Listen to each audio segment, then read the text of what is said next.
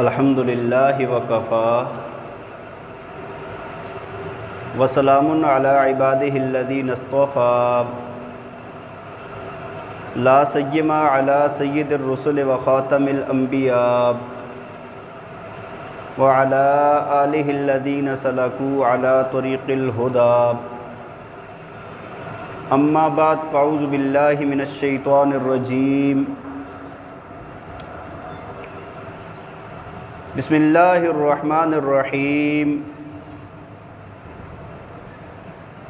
اولم نعمرکم ما یتذکر فیہ من تذکر وجاءکم النذیر صدق اللہ العظیم وقال النبی صلی اللہ علیہ وسلم مغبون فیہما کثیر من الناس نعمتان مغبون فیہما کثیر من الناس الصحۃ والفراغ او کما جاء فی الحدیث صدق اللہ العظیم وصدق رسولہ النبی الکریم ونحن علی ذلک لمن الشاہدین والشاکرین والحمد للہ رب العالمین یا رب صلی وسلم دائما ابدا علی حبیبک خیر الخلق کلہم هو الحبیب الذی ترجى شفاعته لكل حول من الاحوال مقتحم رب اشرح لی صدری ویسر لی امری واحلل عقدۃ من لسانی یفقہوا قولی رب زدنی علما رب زدنی عملا سبحانک لا علم لنا الا ما علمتنا انک انت العلیم الحکیم۔ درود پاک پڑھ لیں۔ اللہم صلی علی سیدنا و مولانا محمد وعلی آل سیدنا و مولانا محمد وبارک وسلم۔ انتہائی قابل قدر معزز و مکرم سامعین کرام، ماہ محرم الحرام شروع ہو چکا ہے۔ آج 20 محرم 1444 ہجری ہے۔ تو جب کبھی بھی ماہ محرم آ جاتا ہے تو اس کا مقصد یہ ہوتا ہے کہ اسلامی نیا سال شروع ہو چکا ہے۔ اس سے پہلے 1443 ہجری تھی، جیسے ہی محرم الحرام کا مہینہ آیا تو سال بدل گیا اسلامی، اور کیا ہو گیا؟ 1444 ہجری ہو گئی ہے۔ دیکھیں، کائنات میں جب سے اللہ تعالیٰ نے یہ نظام قائم فرمایا ہے، جب سے انسانیت کا نظام دنیا پر قائم ہوا ہے، تب سے کیلنڈر چل رہے ہیں، مختلف سنیں چل رہی ہیں، تاریخیں چل رہی ہیں۔ لوگ اپنا حساب کرتے ہیں اپنے دنوں کا، مہینوں کا، سالوں کا، کہ فلاں کام ہمارا ہوا تو اس کو اتنے سال ہو گئے، اتنے سال ہو گئے، اتنے سال ہو گئے۔ تو یہ ایک نظام ہے جس سے انسان حساب لگاتا ہے۔ تو یہ ابتدا سے ہے۔ اب اللہ تعالیٰ نے آدم علیہ السلام کو دنیا میں جب بھیج دیا تو آدم علیہ السلام نے یہاں پر جب آئے، ان کی اولاد ہوئی، پھر جب ان کی اولاد پھیل گئی تو ان کو بھی تاریخ کی ضرورت پڑی کہ بھائی ہم کس سن سے حساب کریں۔ تو انہوں نے وہ سن رکھی تھی جس کو نام دیا تھا حبوط آدم، یعنی آدم علیہ السلام کا زمین پر آنا۔ مثلاً فلاں کام ہوا تو حبوط آدم کا 1 سال ہو گیا، حبوط آدم کے 2 سال ہو گئے، 3 سال ہو گئے۔ یہ حساب چلتا تھا۔ یہ حساب حضرت نوح علیہ السلام کے زمانے تک چلتا رہا۔ اس کے بعد نوح علیہ السلام کی جب بعثت ہوئی تو آپ کی بعثت کو تاریخ قرار دیا گیا، اس سے حساب کرنے لگے۔ اور پھر اس کے بعد جب اللہ تعالیٰ نے جب غرق کا عذاب نازل کیا نوح علیہ السلام کی قوم پر، اور پھر ایمان والوں کو نوح علیہ السلام اور ایمان والوں کو اللہ نے بچا دیا اور ساری دنیا کو اللہ نے تباہ کر دیا، تو تب سے پھر حساب لگایا جانے لگا کہ غرق والے سال سے 1 سال ہو گیا، 2 سال ہو گئے، 3 سال ہو گئے. یہ چلتا رہا یہاں تک کہ ابراہیم علیہ السلام کا زمانہ آیا، اور پھر جب ابراہیم علیہ السلام کو آگ میں ڈالا گیا تو پھر حساب اب آگ میں ڈالے جانے کے بعد ہونے لگا. انہوں نے اپنی تاریخ، اس قوم نے اپنی تاریخ الگ کر دی کہ بھائی جب سے آگ میں ڈالے گا اس کے بعد 1 سال ہو گیا، 2 سال ہو گئے. ایسے ہی درمیان میں اور انبیاء کرام کا بھی ہے. پھر آخر میں جا کر حضرت عیسیٰ علیہ السلام کا زمانہ آیا تو عیسیٰ علیہ السلام کی ولادت پر تاریخ کو جس کیلنڈر کو بنایا گیا ہے اس کو عیسوی تاریخ کہتے ہیں، سن عیسوی کہتے ہیں اس کو. یعنی آدم علیہ السلام جس دن پیدا ہوئے، پیدا ہونے والے دن کے بعد سے حساب کیا جاتا ہے. بعض حضرات کہتے ہیں کہ آدم علیہ السلام، حضرت عیسیٰ علیہ السلام کی وفات پر یہ عیسوی تاریخ شروع کی گئی ہے، لیکن یہ بات زیادہ صحیح نہیں ہے. زیادہ صحیح بات یہ ہے کہ حضرت عیسیٰ علیہ السلام کی ولادت پر یہ عیسوی تاریخ شروع ہوئی ہے، اور اس پر حدیث میں اس کے اوپر دلیل بھی ملتی ہے. حضرت عمر رضی اللہ تعالیٰ عنہ کا قول جو ہے. تو اب عیسوی تاریخ چلنے لگی جس کو آج کہتے ہیں کہ بھئی آج ہماری عیسوی تاریخ کیا ہے؟ ہاں جی، آج 19 اگست 2022، یعنی 2022 سال گزر گئے ہیں عیسیٰ علیہ السلام کی ولادت کو. 2022 سال گزر گئے عیسیٰ علیہ السلام کی ولادت کو. تو یہ حساب پھر چلنے لگا، یہ اس حساب سے لوگ حساب کرنے لگے. پھر درمیان میں اور تاریخیں بھی آتی رہی. پھر ایک بہت مشہور تاریخ آئی کہ جب خانہ کعبہ کے اوپر جب حملہ کرنے کے لیے لشکر لایا گیا تھا، لشکر کشی کی گئی تھی جس کو عام الفیل کے نام سے یاد کیا جاتا ہے. تو پھر عرب والے کیا کرتے تھے کہ اس سے اپنی تاریخ کو، اپنے کیلنڈر کو انہوں نے بنایا تھا کہ عام الفیل کا 1 سال گزر گیا، 2 سال گزر گئے، 4 سال گزر گئے. اور عام الفیل کا جو واقعہ پیش آیا اس وقت حضور نبی پاک صلی اللہ علیہ وسلم کی عمر مبارک جو ہے وہ 2.25 ماہ تھی. جب عام الفیل کا سال ہوا اس وقت نبی علیہ السلام کی عمر مبارک کتنی تھی؟ 2.25 سال آپ کی عمر مبارک تھی. تو بہرحال آپ دیکھیں، اسی طرح آپ دیکھیں عیسوی تاریخ ہے. پھر یہ جو ہمارے عجمی لوگ جو خاص کر ہندوؤں میں جو رائج ہے، جس کو آپ کہتے ہیں نا آج کل ساون بھادو، یہ جو ماہ چلتے ہیں، وہ بھی یہ بھی اچھا، یہ دونوں، ان دونوں کا تعلق نا سورج کے ساتھ ہے، شمسی نظام کے ساتھ ہے. اور جو یہ تاریخ ہے نا ہماری ہجری والی، اس کا سارا تعلق چاند کے ساتھ ہے، قمر کے ساتھ، قمری تاریخ کہتے ہیں اس کو. پھر فصلی تاریخ بھی ایک بعض کتابوں میں آپ کو ملے گا. پرانی جنتریاں جو ہوتی تھی، فصلی مطلب زمیندار لوگ ہوتے تھے، وہ اپنے فصلوں کے حساب سے انہوں نے مقرر کیا تھا، فصلی سال کا اتنا گزر گیا، اتنا گزر گیا، اتنا گزر گیا. تو بھائی یہ تاریخیں مقرر ہوتی رہی، یہ کیلنڈر بنتے رہے، یہ سب کچھ ہوتا رہا. پھر مسلمانوں کے لیے آخر میں ہجری تاریخ مقرر کی حضرت عمر فاروق رضی اللہ تعالیٰ عنہ نے. لیکن ایک بات آپ دیکھیں، جتنی بھی یہ تاریخیں ہوتی ہیں نا، یہ کسی نہ کسی اہم واقعے کے ساتھ منسلک ہوتی ہیں. کوئی نہ کوئی واقعہ رونما ہوا ہوتا ہے، کوئی حادثہ پیش آیا ہوتا ہے، یا کوئی ایسا بڑا کسی بادشاہ کے نام پر ہوتی ہے، کسی ملک کے نام پر ہوتی ہے، کسی خاص واقعے کے تحت تاریخ مقرر کی جاتی ہے. اب جب نہ دیکھیں حضرت عمر رضی اللہ تعالیٰ نے جب ہجری تاریخ مقرر کی نا، اس وقت کیا ہوا کہ اس سے پہلے بعض لوگ عام الفیل سے حساب لگاتے تھے، اور بعض لوگ نبی علیہ السلام کی ولادت مبارکہ سے حساب لگاتے تھے. تو حضرت عمر رضی اللہ تعالیٰ عنہ کے پاس ایک مرتبہ نا ایک رکا آیا، خط آیا ایک، اس کے اوپر کوئی معاہدہ لکھا ہوا تھا. معاہدے کے اوپر یہ لکھا تھا کہ بھائی یہ معاہدہ ہمارے ساتھ طے ہوا ہے، یا اس کا لین دین جو بھی کرنا ہے وہ شعبان کے مہینے میں ہوگا. اب ساتھ یہ نہیں لکھا تھا کون سا شعبان ہے. مطلب ہم کہتے ہیں نا کہ بھائی ابھی یہ جس طرح 1443 گزرا ہے اس کا شعبان ہے، 1444 کا ہے، یا پیچھے ان کے حساب سے کون سا شعبان مراد ہے اس سے.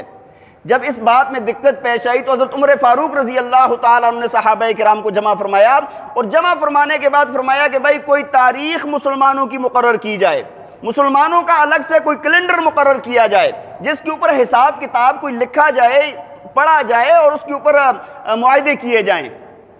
صحابہ نے مختلف مشورے دیے. بعض صحابہ نے یہ عرض کی کہ حضرت نبی علیہ السلام کی ولادت مبارکہ کو نا کیلنڈر بناتے ہیں، اس سال کو جو جس سال میں ولادت مبارکہ ہوئی ہے. آپ نے فرمایا نہیں، یہ بہتر نہیں ہے. وجہ یہ بتائی، فرمایا کہ یہ عیسائیوں کے ساتھ، نصارہ کے ساتھ مشابہت ہو جائے گی، کیونکہ انہوں نے جو عیسوی تاریخ مقرر کی ہے وہ کیوں کی ہے؟ عیسیٰ علیہ السلام کی ولادت پر کی ہے. ہم بھی وہی کریں گے تو ان کے ساتھ مشابہت آئے گی، اس وجہ سے ہم یہ مقرر نہیں کرتے۔ تو بعض صحابہ نے عرض کی کہ حضرت پھر ایسے کریں کہ نبی علیہ السلام کو جب نبوت ملی، بعثت نبوی جو ہے اس کو بنا دیا جائے۔ آپ نے فرمایا نہیں، وہ بھی مشاورت ہو رہی ہے آپس میں نا، یہ بھی بہتر نہیں ہے۔ وجہ فرمایا، وجہ یہ فرمائی کہ پہلے 13 سال نا مسلمانوں پر انتہائی سختی کا دور تھا، مشقت والا دور تھا، جس کے اندر صحابہ کو مارا جاتا تھا، جس کے اندر ان کو گھسیٹا جاتا تھا، رستے میں کانٹے بچھائے جاتے تھے، ہاں جی، ان کو تپتی ہوئی ریت کے اوپر لٹایا جاتا تھا اور جلتے ہوئے کوئلوں کے اوپر لٹایا جاتا تھا۔ نبی علیہ السلام کو طرح طرح کی تکلیفیں دی گئی، تو یہ تکلیفوں والا دور ہے، یہ بھی بہتر ہے۔ پھر مشاورت ہوئی، پھر بات آ گئی ہجرت پر، ہجرت نبوی پر۔ آپ نے فرمایا ہاں یہ بہتر ہے، یہ بہتر ہے۔ فرمایا وجہ یہ ہے کہ مسلمانوں کا عروج ہجرت سے شروع ہوا ہے، مسلمانوں کو جو اللہ نے ترقی اور عروج عطا فرمایا ہے کب سے شروع ہوا ہے؟ ہجرت سے شروع ہوا ہے۔ تو آپ نے پھر کیا کیا کہ ہجری تاریخ مقرر فرمائی، اور اس ہجرت کے واقعے کی پھر تاکہ یاد بھی دلاتا رہے۔ بھائی مسلمانوں نے اپنا گھر بار اور اپنے زمینیں جائیدادیں سب کچھ چھوڑا تھا، کس کے لیے؟ اسلام کے لیے۔ اللہ کے نبی نے اپنا علاقہ چھوڑا تھا، کس کے لیے؟ اسلام کے لیے، تاکہ جب بھی یہ محرم کا مہینہ آئے، سال بدلے، مسلمانوں کو وہ یاد آئے، مسلمانوں کو وہ یاد آئے۔ تو بھائی یہ جو تاریخیں بدلتی ہیں، اس کے اندر ایک بات تو یہ بھی ہوتی ہے نا کہ اگر کوئی خاص واقعہ پیش آیا ہے تو تاکہ وہ یاد رہے نا، ٹھیک ہے جی، تو ہمیں بھی اپنی تاریخ کو یاد رکھنا چاہیے۔ مسلمانوں اپنے اندر اسلامی تاریخ کو رائج کریں، اسلامی تاریخ کو رائج کریں اپنے اندر، ٹھیک ہے جی۔ تو بہرحال ایک بات تو یہ ہے، پھر اس کے اوپر بڑے لوگ جب بھی تاریخ بدلتی ہے، آپ نے دیکھا ہوگا جیسے ہی دسمبر ختم ہوا، نیا سال شروع ہوا تو بڑا ہلا گلا ہوتا ہے، بڑی لائٹنگ اور بڑا پتہ نہیں کیا کیا چلتا ہے، پھر خرافات چلتی ہیں۔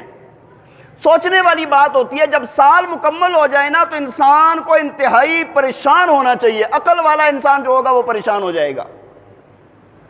کیوں؟ یار 1 سال کا عرصہ گزر گیا ہے، 1 سال کا زمانہ گزر گیا ہے، اس 1 سال کے اندر میں نے کیا ترقی کی ہے، اس 1 سال کے اندر میں نے اللہ کے ہاں کتنے درجات میرے بلند ہوئے ہیں۔ 1 سال کا عرصہ کوئی چھوٹا عرصہ نہیں ہوتا۔ 1 سال کا عرصہ درمیان میں اگر گزر گیا ہے، اس 1 سال کے عرصے کے اندر میری زندگی کے اندر کیا اچھائیاں آئی ہیں، کیا تبدیلیاں آئی ہیں، کتنی نافرمانیوں کو میں نے چھوڑ دیا ہے، کتنی نیکیوں کو میں نے اختیار کیا ہے۔ یہ محاسبہ ہوتا ہے، سال مکمل ہو جائے محاسبہ کرنا چاہیے۔ فرمایا حاسبو، اپنا محاسبہ کرو، قبل ان تحاسبو، اس سے پہلے کہ تمہارا محاسبہ کیا جائے۔ دن رات گزر رہے ہیں، یہ صبح شام آ رہی ہے جا رہی ہے، پوری مخلوقات کے اندر تغیر اور تبدل آ رہا ہے، ہر چیز بدلتی ہے، موسم سارے کے سارے بدل جاتے ہیں، درختوں کے پتے اگ کر ان سے گر جاتے ہیں، ہاں جانوروں کے اندر اور سیاروں کے اندر، ستاروں کے اندر، تمام چیزوں کے اندر گردش مکمل ہو جاتی ہے، ہر چیز کے اندر فرق آ جاتا ہے۔ انسان کو سوچنا چاہیے کہ 1 سال کا عرصہ گزر گیا ہے، میرے اندر کیا فرق آیا ہے، میں نے کتنی ترقی کی ہے۔ اگر ترقی ہو گئی ہے، اس نے گناہوں کو چھوڑ دیا ہے، نیکیاں اختیار کر لی ہیں، میں کہتا ہوں 1 گناہ بھی چھوڑ دیا ہے، پورے سال میں اگر 1 گناہ بھی چھوڑ دیا ہے تو اس کی ترقی ہے۔ اور اگر خدا نخواستہ اللہ نہ کرے جتنے پچھلے سال تھے اتنے ہی اب بھی ہیں، ہاں یا اس سے زیادہ ہیں نعوذ باللہ، تو پھر اس کا مطلب یہ ہے کہ یہ بندہ انحطاط کی طرف جا رہا ہے، یہ نیچے جا رہا ہے، یہ اوپر اٹھ نہیں رہا۔ تو بھائی اپنا محاسبہ کرنا چاہیے، اپنے دن رات کا حساب لگانا چاہیے۔ اللہ تعالیٰ نے یہ سورج چاند ستارے جو پیدا فرمائے ہیں، اللہ تعالیٰ نے یہ جو دن اور رات بنائے ہیں، اللہ تعالیٰ نے یہ پوری دنیا کا جو نظام قائم فرمایا ہے، یہ ایسے ہی کر دیے، یہ کیا ایسے ہی اللہ نے پیدا فرما دیا، اس کا کوئی مقصد نہیں ہے، بے مقصد نہیں ہے بھائی۔ اور دیکھیں اس کی اہمیت کو، آپ دیکھیں قرآن کے اندر نا اللہ تعالیٰ جب کسی بات کی قسم کھاتے ہیں تو اس کے اندر 2 باتیں یاد رکھیں۔ ایک تو اللہ تعالیٰ اگر کسی چیز کی قسم کھائے نا، ایک بات تو یہ ہوتی ہے کہ اس کے بعد جو بات بیان ہو رہی ہے نا وہ بہت اہم ہے، وہ بات کیا ہے؟ اور دوسرا جب اللہ تعالیٰ کسی چیز کی قسم کھاتے ہیں تو اس کا مقصد یہ ہوتا ہے کہ یہ چیز بھی بڑی قدر والی ہے، جس چیز کی قسم کھائی ہے یہ چیز بھی بڑی عظمت والی ہے۔ دیکھیں اللہ نے بڑی عظمتیں پیدا فرمائی ہیں، بڑے مقام اور رفعتیں پیدا فرمائی ہیں، لیکن بعض چیزوں کو اللہ تعالیٰ نے عظیم الشان بنایا ہوتا ہے، بہت اونچا بنایا ہوتا ہے۔ ان میں سے ایک چیز ہے جس کی نہ قدری کی جاتی ہے، تھوک کے حساب سے کی جاتی ہے، وہ ہے وقت۔ وہ کیا ہے؟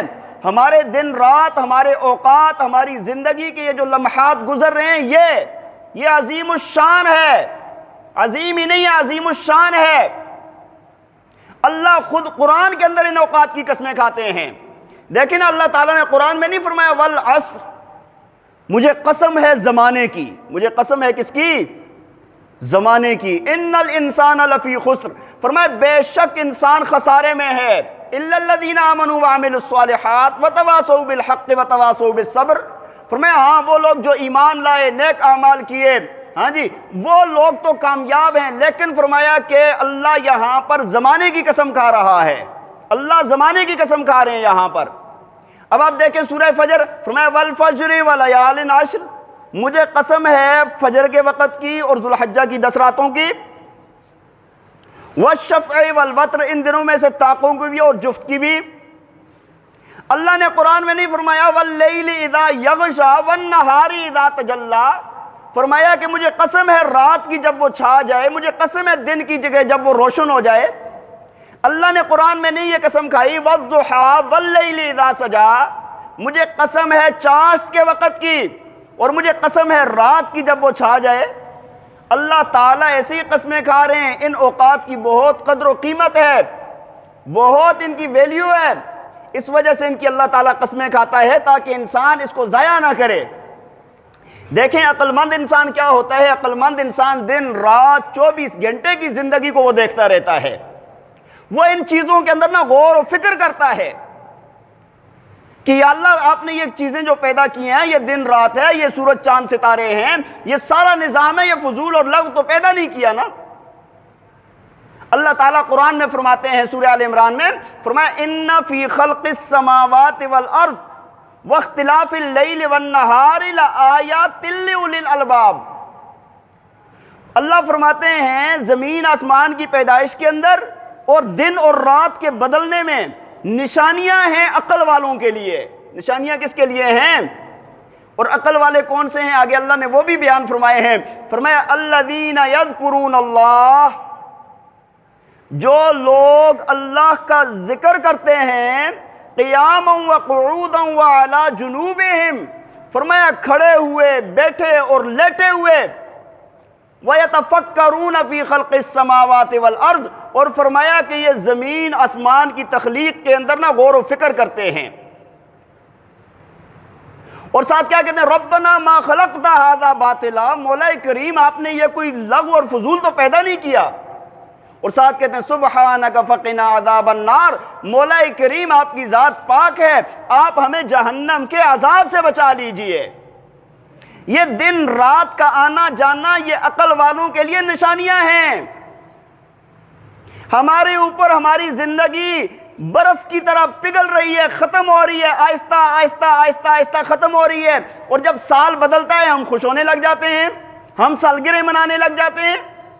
او بھائی اگر 60 سال زندگی کے لے کر آیا تھا، 1 سال جب بچے کا ہو گیا تو اس کا مطلب یہ ہے کہ 59 سال رہ گئے ہیں۔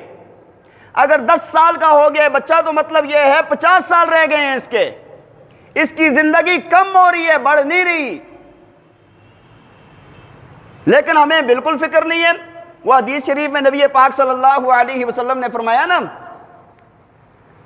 فرمایا نعمتان، صحیح بخاری کی روایت ہے، فرمایا نعمتان مغبون فیہما کثیر من الناس، فرمایا 2 نعمتیں ایسی ہیں کہ لوگ نا ان کو بہت زیادہ ضائع کرتے ہیں، غفلت میں پڑے ہوئے ہیں، ان کے متعلق فکر ہی نہیں ہے۔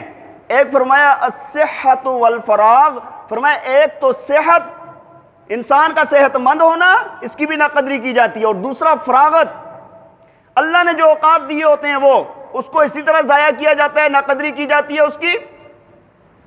اپنے اوقات کو ضائع نہ کریں، اپنے آپ کو ضائع نہ کریں۔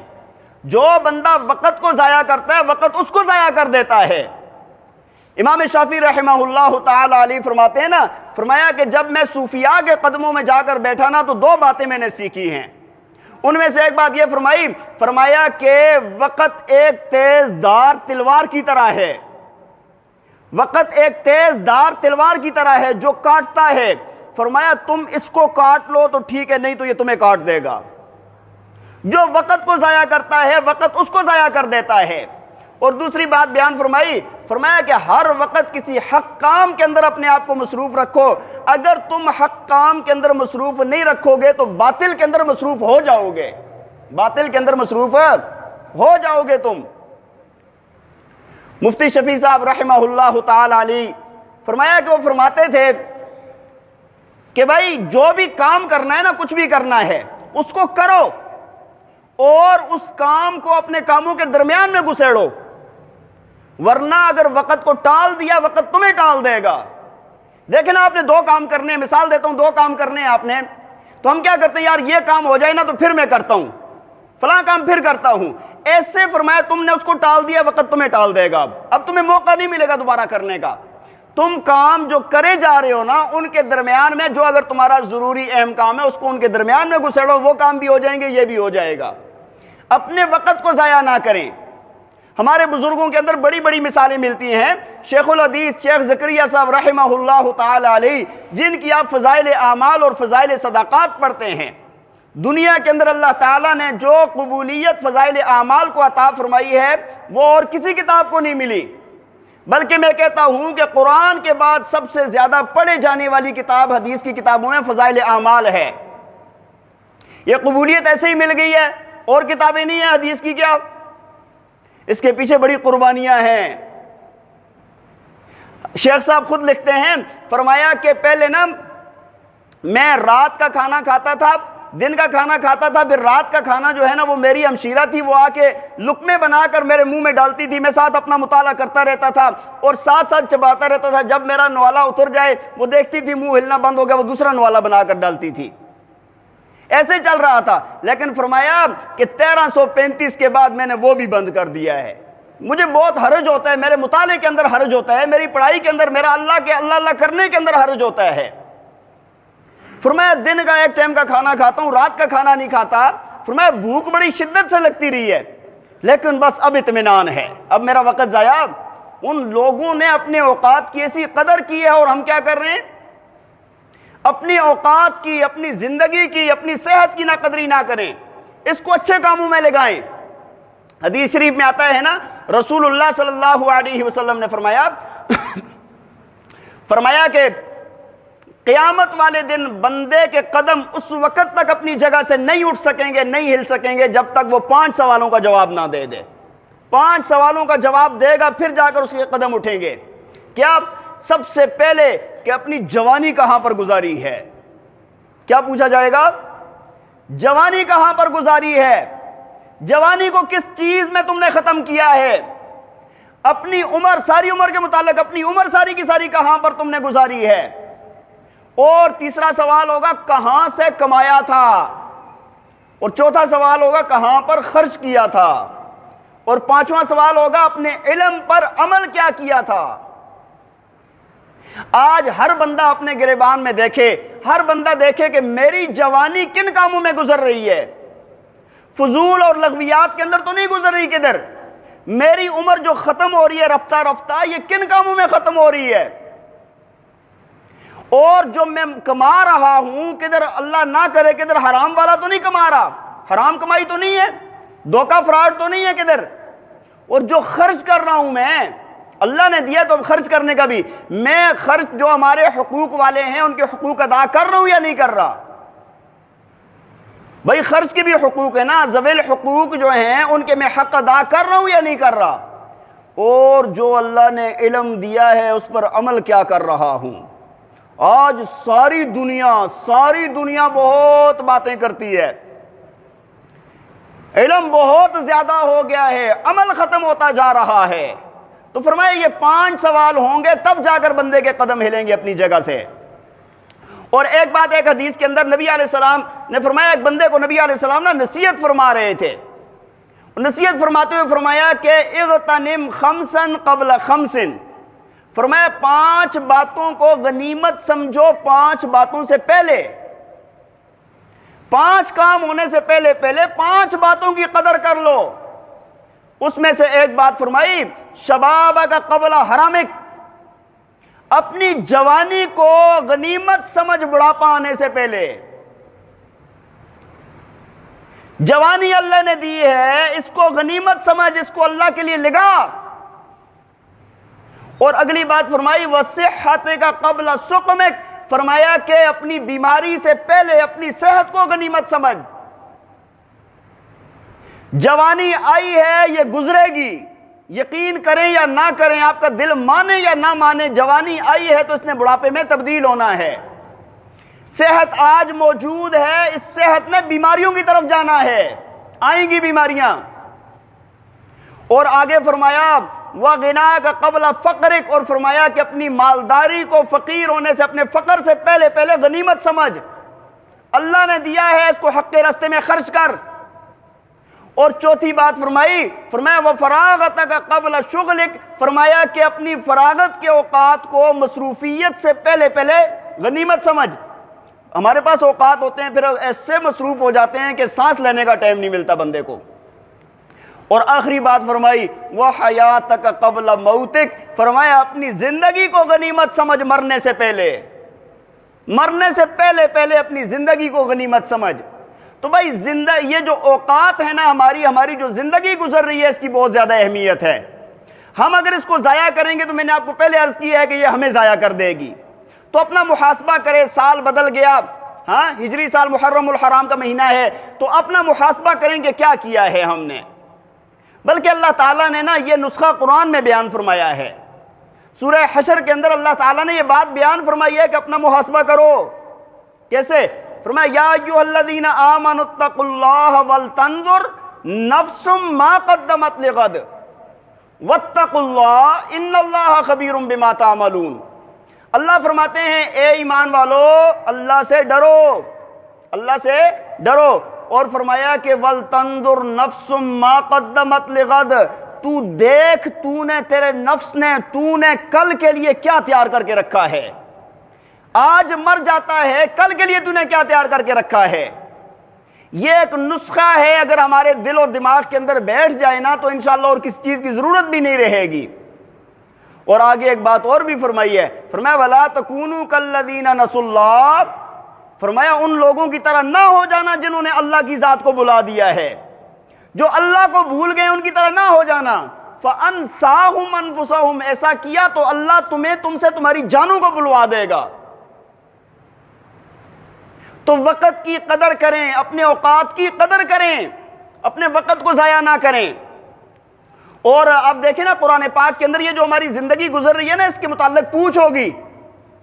اللہ قیامت والے دن ہم میں سے ہر ایک کو پوچھے گا، جب ہم جائیں گے نا اور اپنے سارے عذر پیش کر رہے ہوں گے تو اللہ تعالیٰ فرمائیں گے اولم نعمرکم، ذرا سوچیں آپ اللہ کی عدالت میں کھڑے ہوں گے، اولم نعمرکم ما یتذکر فیہ من تذکر وجاکم النذیر. اللہ فرمائیں گے کیا میں نے تمہیں اتنی عمر نہ دی تھی کہ جس کے اندر نصیحت حاصل کرنے والا نصیحت حاصل کر لے. تمہارے پاس قرآن نہیں آیا تھا، تمہارے پاس اللہ کا رسول نہیں آیا تھا، تمہیں صحت والی زندگی نہیں دی تھی تمہیں میں نے عقل اور شعور نہیں دیا تھا. تیرے بچے ہو گئے، تو بوڑھا ہو گیا، تیرے پوتے ہو گئے، تجھے پھر بھی عقل نہ آئی. کیا جواب دیں گے بھائی؟ کیا جواب دیں گے اللہ کے سامنے؟ تو یہ سوال وہاں پر ہونا ہے کہ زندگی کدھر گزاری ہے، کیسے گزاری ہے، کیوں نہیں کیا ٹھیک کام، کیوں نہیں نصیحت حاصل کی تو نے. علماء تجھے پکار کے کہتے رہے کہ اللہ کے راستے پر آ جا، تو نے کیوں نہ مانا ان کی بات کو. تو یہ قیامت والے دن یہ پیش آنے والا ہے. اور دوسرا نا ایک آیت کریمہ میں پڑھ رہا تھا سورہ حدید کی، اللہ تعالیٰ نے ہماری ساری زندگی جو ہوتی ہے نا اس کے اندر اس کو بیان فرما دی ہے. بڑی عجیب و غریب آیت ہے. یعنی یہ سمجھے نا ہماری زندگی کا جتنا بچپن سے لے کے بڑھاپے تک اور مرنے تک کا سارا اس کے اندر بیان ہوا ہے. اللہ تعالیٰ اس میں فرماتے ہیں نا، آپ ذرا غور کریں میری طرف، فرمایا اعلموا انما الحیات الدنیا لعب ولہو وزینۃ وتفاخر بینکم وتکاثر فی الاموال والاولاد. اللہ کیا فرماتے ہیں؟ جان لو بے شک یہ دنیا کی زندگی لعب و لہو، فرمایا پہلی بات فرمائی یہ کھیل کود ہے.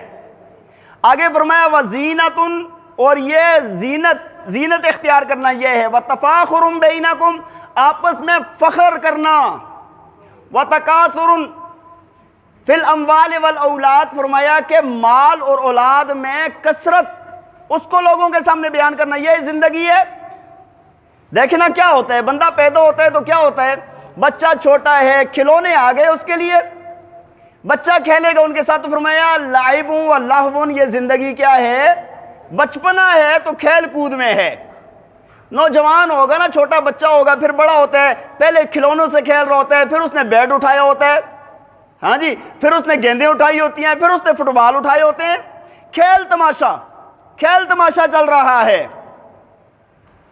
ہاں آج تو ہمارے بڑے بھی اس کے اندر پھنسے ہوئے ہیں، وہ بھائی کوئی کھیل جائز ہے ناجائز ہے وہ بات الگ ہے، ہاں اپنی صحت کے لیے ایکسرسائز الگ بات ہے، لیکن آج آپ دیکھیں نا کہ ادھر کرکٹ لگا ہوتا ہے، اگر ٹیموں کے کرکٹ ہوتے ہیں تو ہمارے بچے تو چھوڑیں، بوڑھے سارے بیٹھے ہوتے ہیں، پورے ملک کا ستیہ ناس۔ اتنا غریب ملک ہے اور سب کچھ بند ہوتا ہے۔ آج انڈیا پاکستان کا میچ لگ جائے، آپ دیکھیں آپ کو بندہ کوئی نہیں نظر آئے گا۔ تو بھائی اللہ نے فرمایا کیا سمجھتے ہیں دنیا کی زندگی کو، یہ کیا ہے، جان لو یہ دنیا کی زندگی لعب و لہو، یہ کھیل کود ہے۔ اچھا جب بندہ تھوڑا سا بڑا ہو جاتا ہے نا، پھر کیا ہوتا ہے، پھر جب جوان جیسے ہی اوپر چڑھتے ہیں نا تو کیا ہوتا ہے، وہ زینتن، پھر یہ اپنے کپڑوں کو دیکھیں گے، اپنے سٹائل کو دیکھیں گے، پھر یہ کریمیں ملیں گے، ہاں جی، پھر اس کے بعد یہ کیا کریں گے، جب دیکھو کبھی حجام کی دکان میں، کبھی کدھر، یہ ابھی زینت کے چکر میں لگے ہوتے ہیں۔ اور نعوذ باللہ آج تو زینت کے لیے سر کے عجیب و غریب سٹائل اور منہ کے عجیب و غریب سٹائل بنا دیتے ہیں نوجوان، زینت کے چکر میں۔ اور کیا کرتے ہیں آپ دیکھیں، سر کے اوپر اس طرح ایسے وہ پگ سی کھڑی ہوتی ہے، آپ یقین مانیں جس طرح بندہ کہتا ہے نا جاپانی مرغا ہوتا ہے، سچی بات کہہ رہا ہوں، جاپانی مرغے کی طرح یہاں پر عجیب و غریب سائیڈیں صاف، اوپر جاپانی مرغے کی طرح پگ کھڑی ہے، وہ بات سمجھ آ رہی ہے۔ پھر یہ زینت کے چکر میں پڑ گئے، داڑھی کے عجیب و غریب ڈیزائن بنا رہے، بالوں کے عجیب و غریب ڈیزائن بنا رہے، اب کپڑوں کے اس کے عجیب و غریب ڈیزائن ہے، اب یہ زینت والی عمر آ جاتی ہے۔ یہ اللہ نے اس کو بھی بیان فرمایا، اس کے بعد کیا اختیار کرتے ہو، زینت کے لیے تم تگ و دو کرتے ہو، اور پھر جب تھوڑا سا اور آگے چلا جاتا ہے، نوکریاں لگ جاتی ہیں، کاروبار لگ جاتے ہیں، پھر کیا، وتفاخر، اب جو ہے نا اب کیا کرتے ہیں، تفاخر کرتے ہیں، فخر کرتے ہیں، ہاں جی میں وہ میں نے وہ کیا، یہ ہوتا ہے نا۔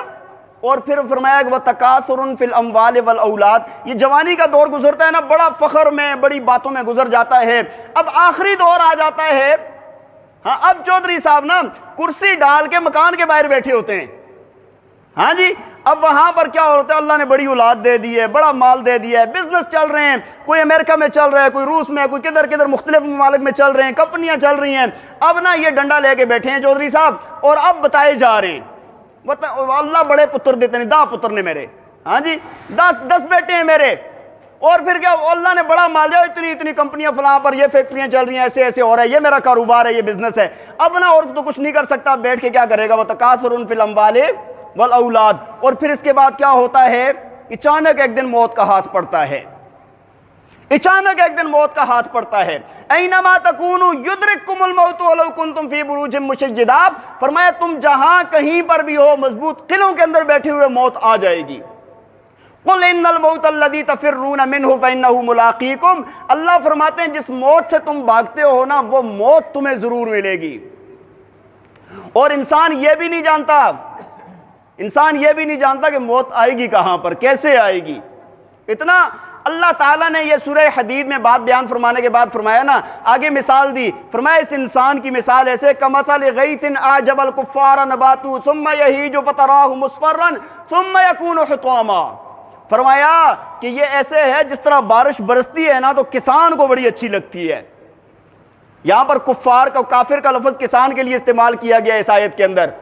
کافر کا معنی ہوتا ہے چھپانے والا، وہ چونکہ اسلام دین کو چھپا رہا ہوتا ہے اس وجہ سے اس کو کافر کہتے ہیں، اور کسان کو اس وجہ سے کافر کہا گیا ہے کہ وہ بیج کو زمین کے اندر چھپاتا ہے، تو فرمایا کہ کسان کو کیا لگتا ہے، بڑا بھلا لگتا ہے، اور فرمایا نباتہ، اس کے وہ جو اگتا ہے نا، فصلیں پھول پھل نکلتے ہیں نا، بڑا اچھا لگتا ہے، اس کے بعد کیا ہوتا ہے، ثم یہیج، اللہ فرماتے ہیں پھر وہ فصل پک جاتی ہے، اور پھر فرمایا فتراہ مصفرا، پھر وہ زرد ہو جاتی ہے، ثم یکون حطاما، پھر ایک وقت آتا ہے وہ ریزہ ریزہ ہو جاتی ہے۔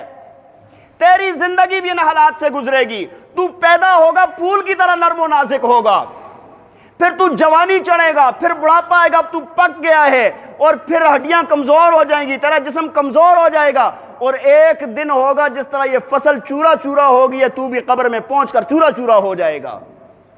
اپنی زندگی کو دیکھیں بھائی، اپنی زندگی کا محاسبہ کریں، اللہ نے ہمیں کس لیے پیدا کیا ہے، ہم کیا کر رہے ہیں۔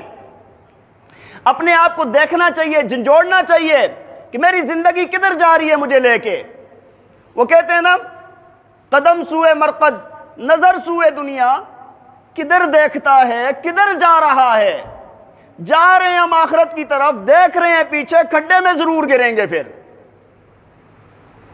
وہ مجذوب رحمہ اللہ تعالی علیہ کی بہت قیمتی شاعری پڑھنی چاہیے، ان کی شاعری، ان کے نا چند فکرے، ایک فرمایا نا، کیا ہے یہی تجھ کو دن رہوں سب سے اعلیٰ، ہو زینت نرالی ہو فیشن نرالا، جیا کرتا ہے کیا یوں ہی مرنے والا۔ فرمایا آگے، فرمایا بچپن نے پہلے تجھے برسوں کھلایا، جوانی نے پھر تجھ کو مجنوں بنایا، بڑھاپے نے آ کے پھر کیا کیا ستایا، اجل کر دے گی تیرا بالکل صفایا۔ فرمایا جگہ جی لگانے کی دنیا نہیں ہے، یہ عبرت کی جا ہے تماشا نہیں ہے۔ عبرت حاصل کریں، اپنی زندگی کو بنانے کی کوشش کریں۔ تو یہ جو نیا سال آیا ہے، اللہ تعالیٰ اس سال کو ہمارے لیے مبارک کرے، اور اس سال کو اللہ تعالیٰ ہماری زندگیوں کو بدلنے کا ذریعہ بنائے، اور اللہ تعالیٰ ہمیں نیکیاں کرنے کی توفیق عطا فرمائے اور برائیوں سے بچنے کی توفیق عطا فرمائے۔ اور دعا فرمائیں، وقت مکمل ہو گیا ہے، دعا فرمائیں جو حضرات بیمار ہیں، بہت سارے حضرات نے دعاؤں کے لیے کہا ہے، اللہ تعالیٰ جو بیمار ہیں اللہ ان کو شفا عطا فرمائے، اور جو حاجت مند ہیں اللہ ان کی حاجات کو پورا فرمائے، اور جو قرض دار ہیں اللہ تعالیٰ ان کی قرضے کی ادائیگی کی بہتر صورتیں پیدا فرمائے، اور بعض گھروں میں لوگ پریشان ہیں بچیوں کی وجہ سے، اللہ تعالیٰ ان کے لیے بہتری والا معاملہ کرے، اور جو بچوں کی وجہ سے پریشان ہیں اللہ تعالیٰ ان کے لیے بہتری والا معاملہ کرے۔ وآخر دعوانا ان الحمد للہ رب العالمین۔ اذان کے بعد سنتیں ادا فرمائیں۔